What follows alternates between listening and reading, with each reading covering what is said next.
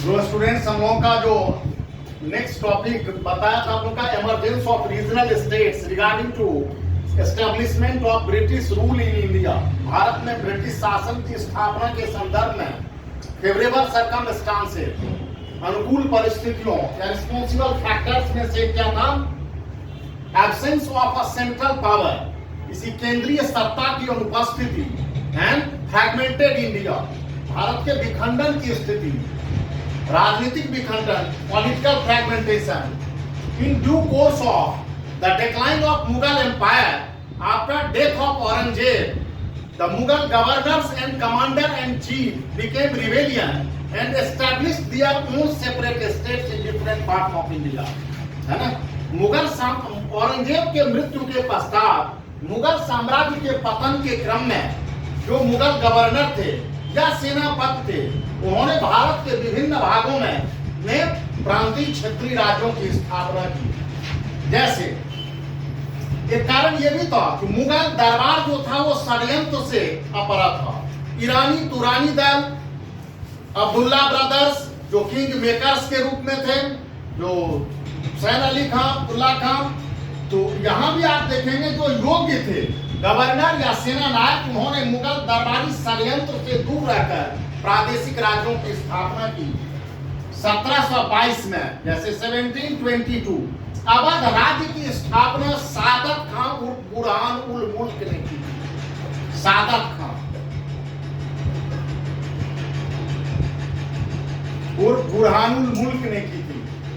हैदराबाद राज्य की स्थापना 1724 में 1724 में जुल्फिकार अली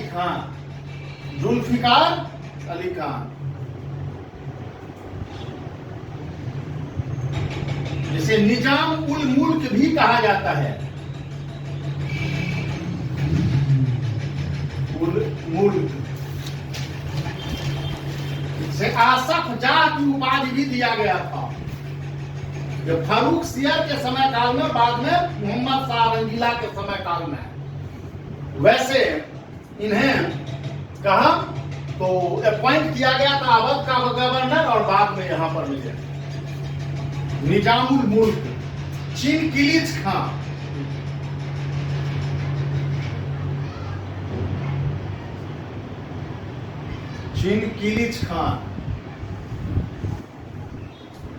निजामुल मुल्क और आसफ जाह की उपाधि प्रदान की गई थी इन्हें। तो अवध राज, हैदराबाद राज, बंगाल में मुर्शिद कुली खान, और उसके बाद आप देखेंगे कि मुर्शिद कुली खान ऑटोनोमस बिहेव करने लगा था, और उस समय काल के बंगाल में वर्तमान बंगाल, बिहार, झारखंड और उड़ीसा के क्षेत्र, वर्तमान बांग्लादेश के भी क्षेत्र इसमें शामिल थे। वर्तमान पश्चिम बंगाल, बांग्लादेश, बिहार, झारखंड, उड़ीसा के क्षेत्र, तो एक मेजर स्टेट के रूप में उभरा था ये। यहाँ आप देखेंगे औरंगजेब के मृत्यु उपरांत बंगाल की स्थिति एक ऑटोनोमस स्टेट के रूप में, स्वायत्तता के रूप में, फॉर्मल रिलेशन ये रखे हुए थे मुगलों के अधीन। इसके पश्चात आप देखेंगे मराठा राज्य शिवाजी के नेतृत्व में मराठा राज्य की स्थापना हुई थी 1664 में, और 1680 में शिवाजी की मृत्यु। इसके बाद संभाजी का पतन, औरंगजेब का मराठवाड़ा के क्षेत्र पर नियंत्रण का प्रयास। लेकिन 18वीं शताब्दी के शुरुआत में आप देखेंगे जब साहू को रिलीज कर दिया गया था, तो साहू ने कई योग्य मराठा सरदारों को मिला करके फिर मराठा किंगडम को फिर से सेटअप किया, और rise of Maratha in second decade of 18th century, द्वितीय दशक में आप देखेंगे 18वीं शताब्दी में बालाजी विश्वनाथ, बाजीराव प्रथम, है ना, और बाजीराव द्वितीय के समय काल में आप देखेंगे मराठा शक्ति का संवर्धन हुआ, और धीरे धीरे मराठों का क्या उत्कर्ष हुआ, राइज ऑफ मराठा पावर्स। ये मराठा कॉन्फेडरेशन के रूप में गुजरात, मध्य प्रदेश के क्षेत्र में, महाराष्ट्र, उत्तरी कर्नाटक के क्षेत्र में मराठा कॉन्फेडरेशन। बाद में जब ये टूटा तो 5 इंडिपेंडेंट ऐसे क्षेत्रों में टूटा। अभी उसको हम लोग देखेंगे। तो मराठा कॉन्फेडरेसी के रूप में राजपूताना के क्षेत्र में जो राजपूत शासक थे मुगलों के काल में, ये मुगल राजपूत संबंध के माध्यम से बंधे हुए थे। मुगल राजपूत संबंध की आधारशिला अकबर ने रखी थी। इस आधार पर कि राजपूतों को अपने क्षेत्र में वतन जागीर के रूप में मान्यता प्राप्त थी। किस जागीर के रूप में? वतन जागीर के रूप में मान्यता प्राप्त थी और राजपूत अपने क्षेत्र में स्वायत्तता का उपभोग करते थे, है ना। जैसे ही मुगल साम्राज्य की स्थिति कमजोर हुई, केंद्रीय सत्ता दुर्बल हुई, औरंगजेब के समय में मुगल राजपूत संघर्ष शुरू हुआ था मारवाड़ के क्रम में, है ना। जब मारवाड़ में खालसा शासन स्थापित किया था तब औरंगजेब के मृत्युपरांत पुनः आप देखेंगे राजपूताना के क्षेत्र जो थे, जैसे आमेर घराना, बीकानेर, जैसलमेर, जोधपुर आदि के जो क्षेत्र थे वे आप एक स्वायत्त स्थिति के रूप में, तो राजपूताना का जो क्षेत्र था वे ऑटोनोमस स्टेट के रूप में, राइट। तो धीरे धीरे आप देखेंगे कि राजपूताना के क्षेत्र भी एक स्वायत्त स्थिति का अनुभव करने लगे थे।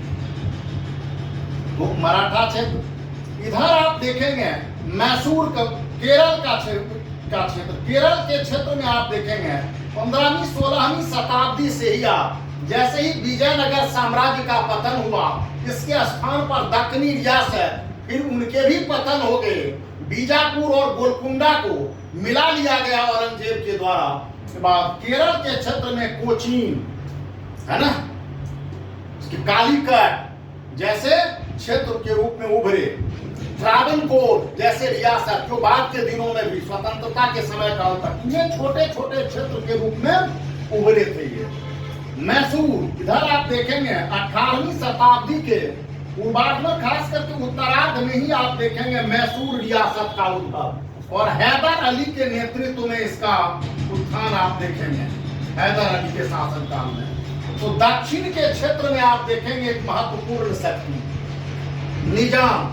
अब निजाम की स्थिति को आप देखेंगे तो हैदराबाद का जो ये क्षेत्र था, निजाम मुल्क, ये निजाम शाही कहलाया और निजाम की स्थिति क्या थी? परिवर्तनशील थी। ये किसी भी पश्चिमी शक्तियों के लिए खतरे के रूप में नहीं थी। नीतियां परिवर्तनशील थी, जिसका परिणाम दिखता था जिधर भारी उधर ही हो जाता था। ये इसके बाद राजपूताना की एक तरीके से ऑटोनॉमी, इधर कालांतर में ये सिंध का क्षेत्र था जहां पर मैं व्यापारी के तट पर, और भारत के पश्चिमोत्तर क्षेत्र में आप देखेंगे इन्हीं क्षेत्रों से विदेशी आक्रमणकारी भी भारत आए थे। खास करके 18वीं शताब्दी के पूर्वार्ध में नादिर शाह का आक्रमण, किसका आक्रमण हुआ था? नादिर शाह का आक्रमण हुआ था 1739 में। 1739 में नादिर शाह का आक्रमण, और नादिर शाह के आक्रमण ने मुगल साम्राज्य को और ध्वस्त कर दिया, कमजोर कर दिया, है ना। उस समय काल तक मुगल राज्य की स्थिति कमजोर हो चुकी थी, मुगल राज्य की स्थिति कमजोर हो चुकी थी और मुगलों की स्थिति वैसी ही बन गई थी जैसे कि दिल्ली सल्तनत काल में आप देखेंगे तैमूर के आक्रमण से सल्तनत की स्थिति कमजोर हो गई। तैमूर का आक्रमण 1398 में हुआ था, तो जो दिल्ली सल्तनत की स्थिति तैमूर के आक्रमण के समय काल में थी, वही स्थिति कुछ नादिर शाह के आक्रमण से भी हो गया और चला गया। ये कत्लेआम मचाया काफी दिनों तक। नादिर शाह वही तख्त जो शाहजहां के लगा हुआ था पीकॉक थ्रोन में, वो सब ले गया यहाँ से काफी अधिक व्यायाम। इससे क्या हुआ, जब यहाँ से चला गया तो पश्चिमोत्तर भारत क्षेत्र जो सिख कम्युनिटी थे, उन्होंने अपने आप को एक धार्मिक समुदाय से राजनीतिक समुदाय के रूप में धीरे धीरे आप देखेंगे शुरू हो गया था। औरंगजेब के ही समय काल में आप देखेंगे संघर्ष भी शुरू हो गया था, मुगलों के साथ संघर्ष, गुरु गोविंद सिंह का संघर्ष शुरू हो गया था, है ना। गुरु गोविंद सिंह ने कई युद्ध लड़े, उसके बाद बंदा बहादुर के नेतृत्व में धीरे धीरे नादिर शाह के आक्रमण से पश्चिमोत्तर भारत क्षेत्र और खास करके ये क्षेत्र में सिखों का एक राजनीतिक समुदाय से ऊपर उठ करके एक धार्मिक समुदाय से ऊपर उठ करके एक राजनीतिक समुदाय, ये सिख 12 मिसलों में संगठित थे। कितने? 12 मिशन में संगठित थे। कालांतर में इन्हीं सिख शक्तियों को, मिशनों को संगठित करके सिख राज्य के रूप में हमने आए। तो एक तो नादिर शाह का आक्रमण, दूसरा आप देखेंगे पानीपत का तृतीय युद्ध। तृतीय युद्ध 1761 में कौन? अहमद शाह अब्दाली। तो अहमद शाह अब्दाली 1761 वो भी वापस चला गया। तो इससे एक राजनीतिक शून्यता की स्थिति उभरी, और ये शून्यता की स्थिति में उभारा किसने? सिखों ने। खासकर रणजीत सिंह ने 18वीं शताब्दी के अंतिम चरण में सिखों के लिए अपने एक राज्य की स्थापना करने के लिए विकसित करा दी। तो वर्तमान पाकिस्तान जो अविभाजित भारत का हिस्सा, वो पंजाब, जम्मू के क्षेत्र, वर्तमान पंजाब और हरियाणा के, ये सिखों के अंतर्गत थे। किसके अंतर्गत थे? सिखों के अंतर्गत थे। तो अब अगर ब्रिटिश शासन की स्थापना की बात की जाती है, तो मुगलों के पतन के पश्चात जिन क्षेत्रीय राज्यों के उद्भव हुए, इसमें 4 मेजर स्टेट्स थे। कितने थे? 4 मेजर स्टेट्स हुए थे। अब ये 4 मेजर स्टेट्स में एक देखेंगे बड़ा हिस्सा बंगाल का था। तटवर्ती मैदानी क्षेत्र बंगाल की स्थिति को आप देखेंगे।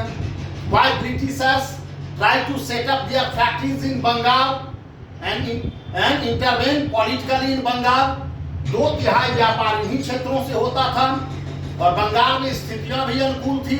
इसीलिए अंग्रेजों ने बंगाल के क्षेत्र से ही नियंत्रण का प्रयास किया। अभी आप देखेंगे उस समय काल के बंगाल के क्षेत्र में क्या? वर्तमान बांग्लादेश, वर्तमान पश्चिम बंग, वेस्ट बंगाल, बिहार का क्षेत्र, झारखंड का क्षेत्र और उड़ीसा का क्षेत्र शामिल था, है ना? एक बड़ा रीजन इसमें शामिल था। वर्तमान बांग्लादेश, पश्चिम बंगाल, बिहार और झारखंड और उड़ीसा का क्षेत्र, इन सभी मैदानी क्षेत्रों से वस्तुओं को कलेक्ट किया जाता था, और पोस्टल ट्रेड, है ना? बंगाल में परिस्थितियां भी अनुकूल, दूरी का लाभ उठाते हुए बंगाल के शासकों के द्वारा स्वायत्तता का व्यवहार किया जाना। वैसे 3 ऐसे स्टेट्स थे जो मुगल के सक्सेसर थे। ये रीजनल स्टेट्स को अगर हम लोग बांटते हैं तो successor of Mughal states but did not break formal relation with the Mughal. ये मुगलों के क्या थे? सक्सेसर, उत्तराधिकारी राज्य थे, लेकिन इन्होंने औपचारिक संबंध मुगलों के साथ बनाए रखा। यद्यपि वो मुगल शासकों द्वारा निर्देशित नहीं होते थे। बंगाल, हैदराबाद और अवध, बंगाल, हैदराबाद और अवध, ये तीनों ने ही मुगलों के साथ औपचारिक संबंध बनाए रखा, फॉर्मल रिलेशन बनाए रखा। They did not break their relation. समझ गए? हाँ। इसके बाद राजपूताना, राजपूताना के क्षेत्र क्या थे? वतन जागीर के क्रम में आते थे, ऑटोनोमस स्टेट के रूप में। इसके बाद इंडिपेंडेंस स्टेट, इंडिपेंडेंस स्टेट के अंतर्गत ये मुगलों की अधीनता को ही नहीं बल्कि स्वतंत्र रूप से अपनी शक्ति के का संवर्धन का प्रयास किया। लाइक मराठास, मैसूर, पंजाब, उन्होंने स्वतंत्र रूप से स्वयं से अपनी शक्ति का संवर्धन किया, है ना? इसी क्रम में आप देखेंगे बंगाल का क्षेत्र, हैदराबाद। अब हैदराबाद की स्थिति क्या थी? निजाम की नीतियां परिवर्तनशील थी। मैसूर रियासत का उत्थान, ये केरल के क्षेत्र में छोटे छोटे राज्यों की स्थिति, इसमें मराठा शक्ति जो थे वो सबसे बड़ी शक्ति के रूप में उभरे थे। और मराठा शक्ति का उत्थान 18वीं शताब्दी के दूसरे दशक से होना शुरू हो गया था, जब से साहू ने बालाजी विश्वनाथ को सेनाकर्ता के पद पर नियुक्त किया। का पुत्र बालाजी विश्वनाथ का पुत्र बाजीराव प्रथम, और उसके बाद बाजीराव द्वितीय, बालाजीराव।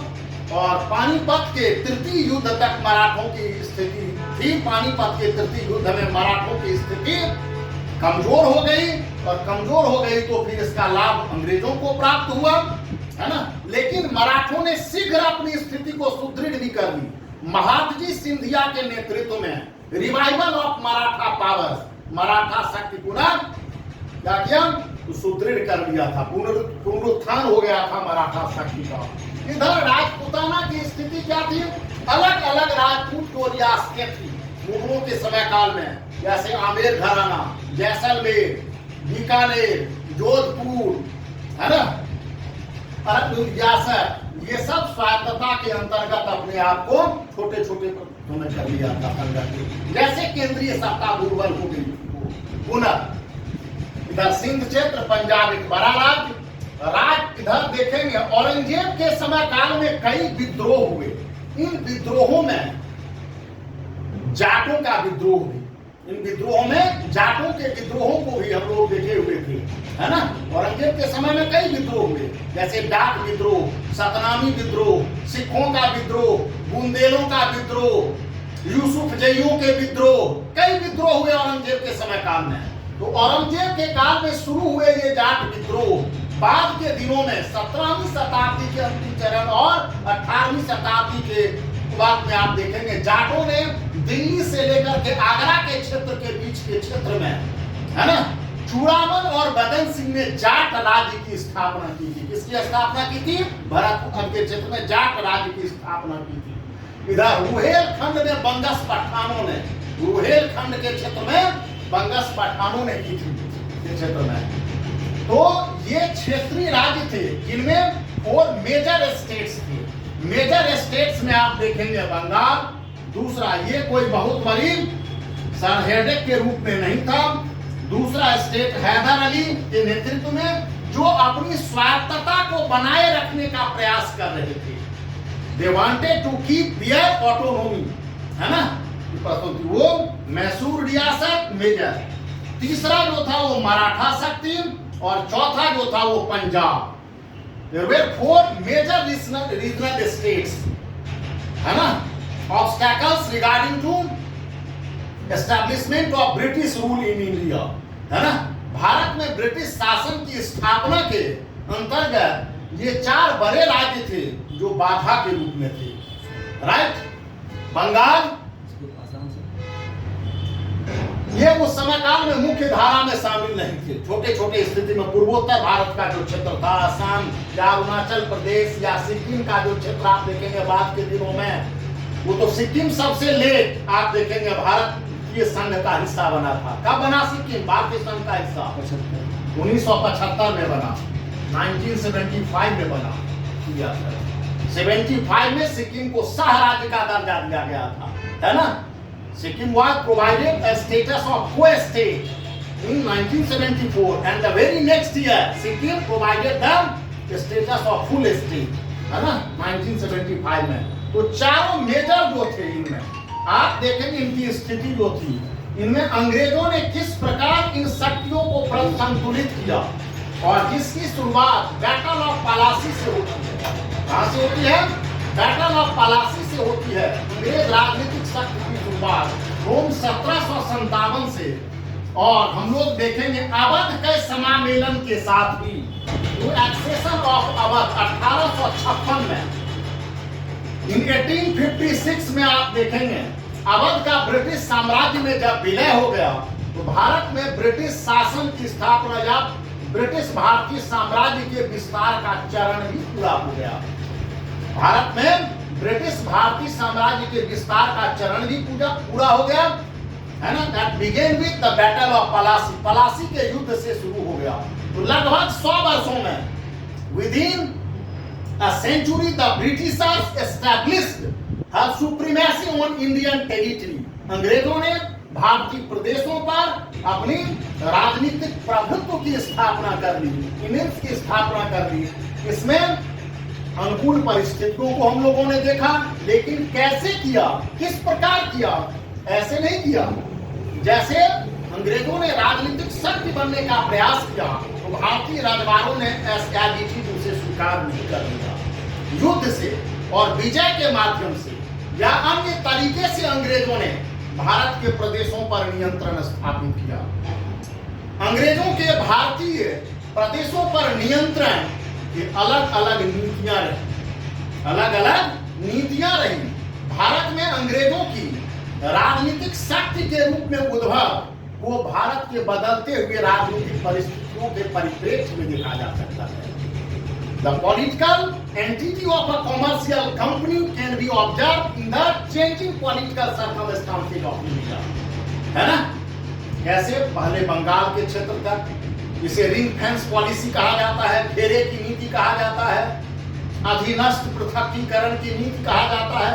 मुख्यतः ईस्ट इंडिया कंपनी का देशी रियासतों के साथ जो संबंध स्थापित हुए थे, इसी के अंतर्गत आप देख सकते हैं तो दो नीतियां, घेरे की नीति और अधीनस्थ पृथकीकरण की नीति के अंतर्गत ईस्ट इंडिया कंपनी ने भारत में ब्रिटिश साम्राज्य की स्थापना की थी। तो जो मेजर स्टेट्स हैं जैसे बंगाल में आप देखेंगे युद्ध पलासी, इसके बाद बक्सर के बाद इलाहाबाद की संधि, जिसे बंगाल में क्रांति के नाम से जाना जाता है। क्या नाम से जाना जाता है?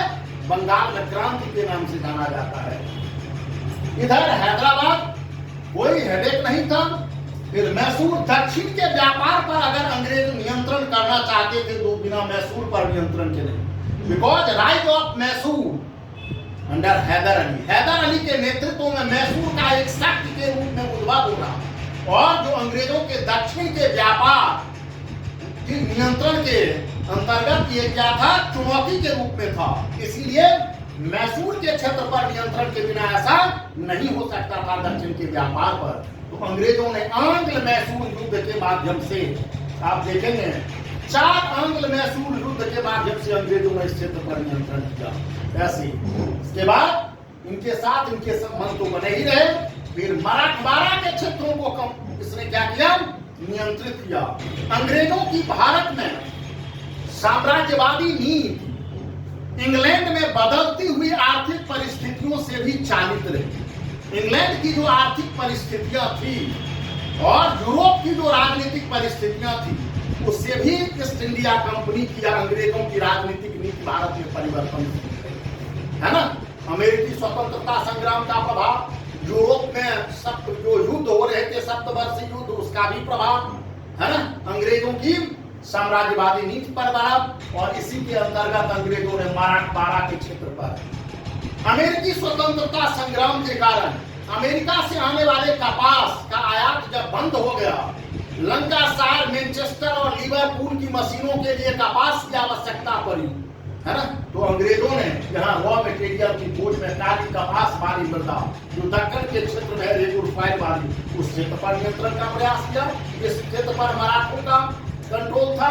इसीलिए 3 आंग्ल मराठा युद्ध के 3 आंग्ल मराठा युद्ध से अंग्रेजों ने नियंत्रण किया इस क्षेत्र पर।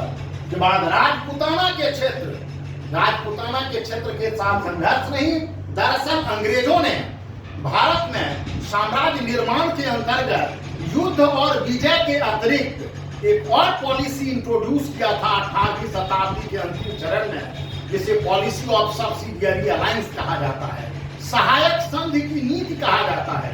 लॉर्ड, वैसे शुरुआत हो चुकी थी, लेकिन इस नीति को व्यावहारिक आयाम देने में लॉर्ड वेलेस्ली ने महत्वपूर्ण भूमिका निभाई।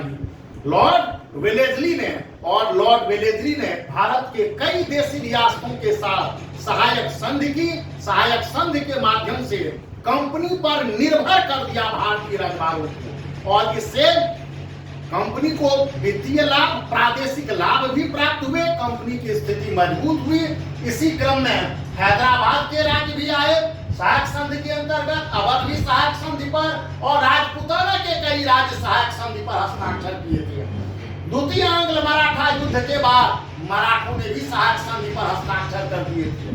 के बाद सिंध पर विजय की गई, है ना, जहां कराची का क्षेत्र, जहां सिंध का क्षेत्र व्यापारिक दृष्टि से महत्वपूर्ण था, हीरो का व्यापार, लेकिन सिंध पर नियंत्रण करना अंग्रेजों के लिए इस क्षेत्र के व्यापार के लिए, खासकर अरब सागर के क्षेत्र में महत्वपूर्ण हो गया था। तो 1843 में सिंध पर विजय की गई।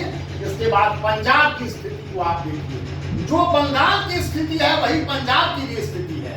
पंजाब के लोकेशन को देखिए आप, पंजाब का लोकेशन स्ट्रैटेजिक लोकेशन को दर्शाता है, रणनीतिक लोकेशन को, क्योंकि वर्तमान पंजाब में क्या था, पाकिस्तान, अनडिवाइडेड इंडिया, वो विभाजित भारत, इसमें वर्तमान पाकिस्तान का क्षेत्र, वर्तमान पंजाब, जम्मू के कुछ क्षेत्र, वर्तमान हरियाणा के क्षेत्र, पंजाब का मैदानी क्षेत्र, विशाल संसाधन, राजस्व की प्राप्ति, है ना, सिंधु और उसके सहायक नदियों के द्वारा प्राप्त होने वाले स्ट्रैटेजिक लोकेशन। इसके सीधे आप देखें पंजाब का पड़ोसी कौन, अफगानिस्तान, अफगानिस्तान पर रूस का नियंत्रण के खतरा और इधर अंग्रेजों का। इसीलिए अगर अफगानिस्तान को अंग्रेजों ने बफर स्टेट के रूप में बनाए रखने की कोशिश की, वैसे अफगान क्षेत्र पर में भी राजनीतिक नियंत्रण की स्थापना के प्रयास किए अंग्रेजों ने, इसमें वे सफल नहीं रहे। लेकिन कम से कम इस क्षेत्र को विजय करके अफगानों में अफगानिस्तान को उन्होंने बफर स्टेट के रूप में बनाए रखने का प्रयास किया, है ना, सुरक्षित राज्य के रूप में, ताकि संबंधित या आसन्न रूसी आक्रमण से इसको बचाए रखा जा सके। इसीलिए स्टैटिक लोकेशन के अंतर्गत पंजाब, दो आंग्ल पंजाब युद्ध से, आंग्ल सिख युद्ध से अंग्रेजों ने पंजाब के क्षेत्र को विलय कर दिया। तो यहाँ बंगाल से शुरू करते हुए यहाँ से यहाँ, और इसके बाद आप देखेंगे क्षेत्र से सिंध, पंजाब, और इसके बाद यहाँ आप देखेंगे अवध का जो क्षेत्र था 1848 में लोग देखेंगे जब लॉर्ड डलहौजी गवर्नर जनरल बनकर आया था, तो उसने भारत में इस उद्देश्य के साथ कि हमें कंपनी को सर्वोच्च स्थिति में पहुंचानी है, किसी भी कीमत पर और सभी कीमत पर हमें क्या करनी है, ब्रिटिश साम्राज्य का विस्तार करना है। और इस संदर्भ में लॉर्ड डलहौजी ने 3 तरीके से भारत में ब्रिटिश साम्राज्य के विस्तार की योजना बनाई। वो थी युद्ध और विजय की नीति, उसके बाद डॉक्ट्रिन ऑफ लेफ्ट की पॉलिसी, राजहरप की नीति, और तीसरा कुशासन के आधार पर विलय किया जाना।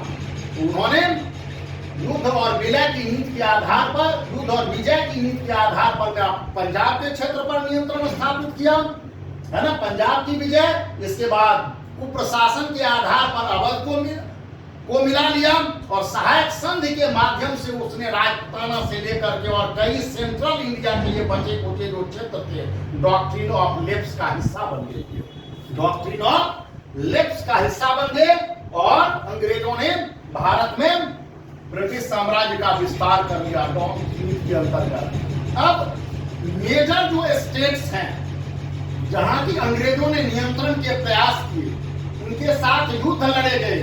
जैसे अगर बंगाल को ही देखेंगे, यहाँ से बहुत सारे ऐसे फैक्ट्स हैं जो प्रश्न पूछ लिए जाते हैं बंगाल राज्य के संदर्भ में। अब जैसे पलासी का ही युद्ध हुआ, बहुत सारे फैक्ट हैं। पलासी एक छलावा था, नवाब विरोधी गुट सक्रिय था उस समय काल में। कौन कौन उस गुट में था? केवल 2 ही व्यक्ति था, मोहनलाल और मीर बदान, जो लड़ा था ईमानदारी से। जगत सेठ विरोध में था, कब उसको टर्मिनेट किया गया। तो ऐसे फैक्चुअल प्रश्न पूछ लिए जाते हैं। ऐसे ही आंग्ल मैसूर युद्ध के अंतर्गत है, ऐसे ही मराठों के संदर्भ है, सिंध के संदर्भ है, पंजाब के संदर्भ है।